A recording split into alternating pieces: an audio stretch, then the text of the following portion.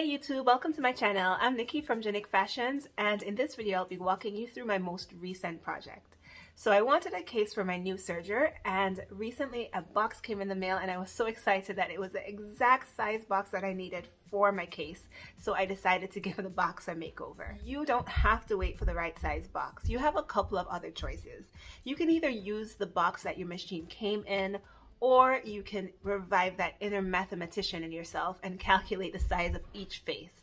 One thing that you should be wary of, for me and my case, I'm not going to be traveling very far with it, probably from one room to another, if that.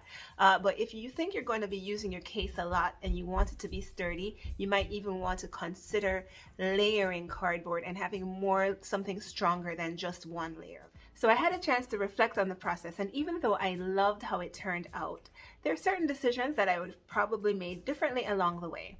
So as we go through this video, I'll also be providing you with commentary so that you can make the best decisions for your project. All right, let's begin. Whatever you do, do not use your fabric scissors to cut paper or cardboard. This is my paper scissors. I am hoping it is good enough to get through this cardboard. I don't trust myself with a razor. So here I am cutting the box into 5 pieces. 1, the bottom, 2, the front, 3 and 4, the left and the right, and the 5th piece is actually a special piece. It's the back and it folds over the top. So as you know, with most boxes, the bottom and the top are really just flaps that are coming together to create that piece.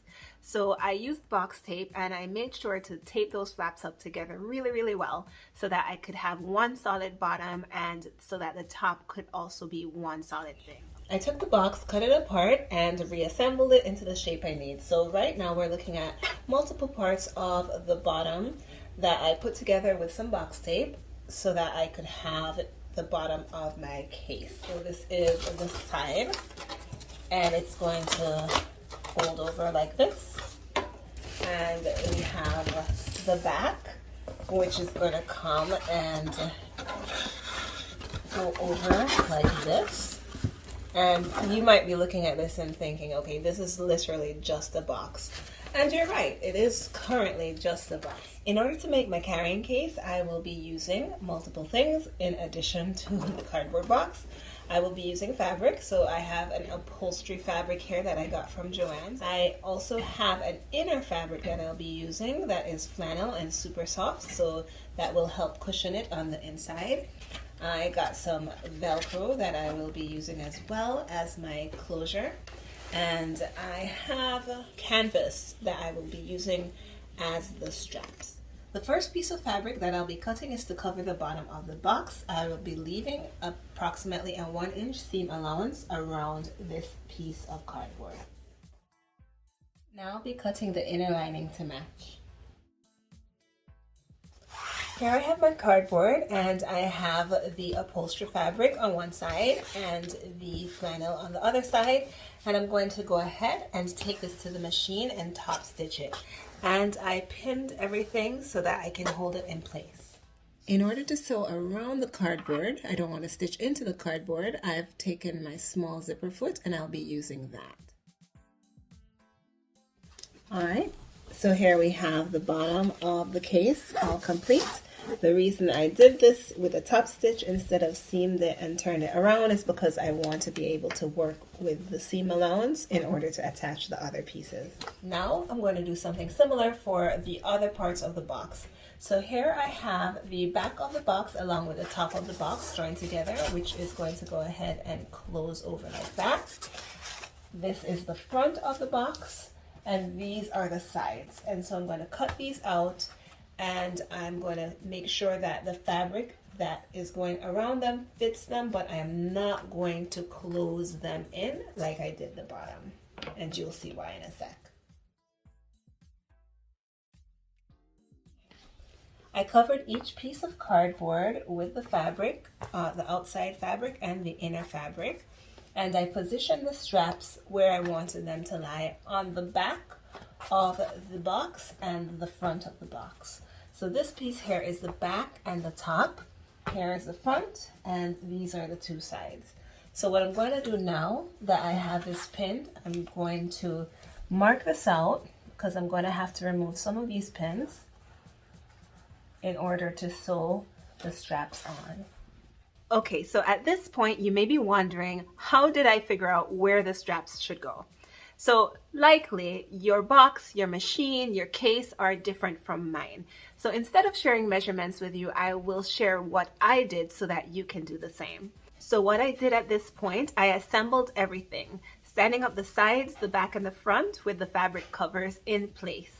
And then I took the straps and I positioned them where I thought it would, one, be attractive, and two, be most functional. What I forgot is that straps are not the only thing that needs to be positioned before you start sewing everything up. You need to position your closures as well. And so for me, I'm going to be using Velcro. I think Velcro is a pretty easy closure to work with. And so for you, you will see me do it later, but you should do it at this stage. Figure out while your box is assembled where you want your Velcro, where you want your latch, and position those as well. And I'm going to remove the cardboard so that I can start stitching everything together. As a rule of thumb, it's a really good idea to put the cardboard into the fabric every time you want to see how something is going to work structurally or position something, but take the cardboard out of the fabric if possible whenever you want to sew something together.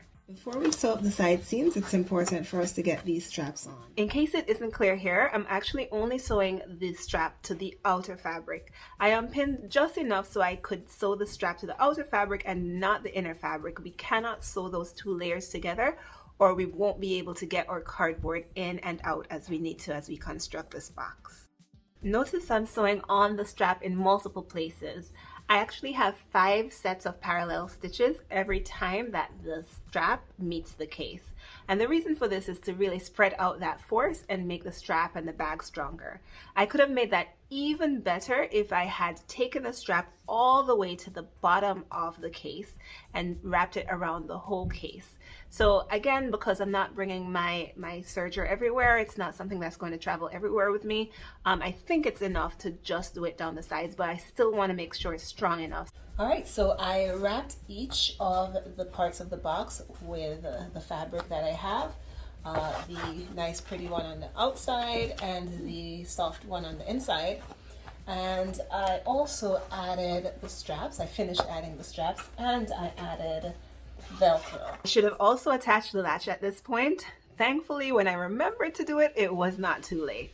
Depending on your project, depending on what type of case you're trying to make out of your box, your wrapping might be different from mine. But the idea here is to make sure that you have everything placed, all your straps placed and your enclosures placed, in my case that's Velcro, before you close up this wrapping. So notice here that I can still take that cardboard out, and I will.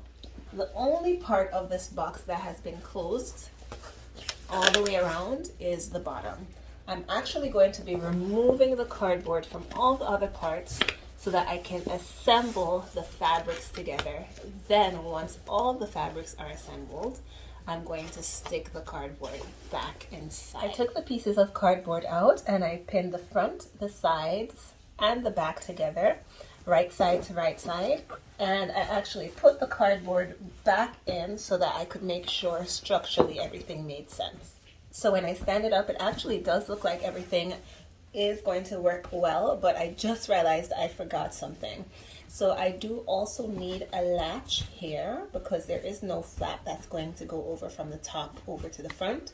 So I need a latch here, and so I cut a piece of fabric, which I'm going to go ahead and stitch on the wrong side and flip over, and I'm going to attach Velcro to it so that I can have a latch that looks kind of like this. Before turning this inside out and sewing the seam down, I do have to position the Velcro because it will not be possible to sew this Velcro on the way I want it to once everything's joined together. So I folded it in half just to get a sense of the position, and I will put the Velcro right in the middle of one half like that, and I'll pin that on and sew it. When you finish making this latch, you'll have to attach it along with the matching Velcro to the fabric. A reminder that this step probably should have taken place earlier, but thankfully it was not too late to make it work now. I attached the front, sides, and back together, and they don't have the cardboard in it. I'll slide those in later. But this one, the bottom, does actually have the cardboard in it. And I will be sewing. It's going to be a little bit awkward, but I'll be sewing each of these pieces at the sewing machine to the bottom. Here's the bottom with the cardboard, and I've pinned it onto the sides and the front. And I am going to take the serger and actually clean up the sides. So at this point, things started to get a bit hairy, but I figured it out. So before serging the sides, I had to unpin the bottom. It was just too much to try to serge the sides with that clunky bottom attached. So I unpinned the bottom, I serged the sides, and then I repinned the bottom onto the rest of the fabric, and I sewed it up using the small zipper foot that you saw me use earlier in the video.